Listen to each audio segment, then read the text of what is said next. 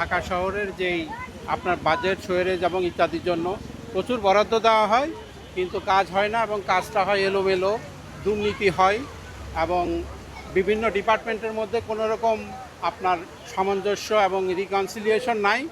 এর ফলে আপনার কাজগুলো প্রপারলি হচ্ছে না এবং এই দুর্ভোগ হচ্ছে এবং এটা আরও বাড়বে। এই তো দেখতেছেন যে আমাদের এখন অফিস থেকে বের হয় যে হাতে জুতা নিয়ে কষ্ট করে, এখন তো মহিলাদের হাঁটা চলা অনেক কষ্টকর, আমরা তো পুরুষ মানুষ হাঁটতে পারছি। এই জন্য আসলে আমরা দ্রুত এই সমস্যার সমাধান চাচ্ছি।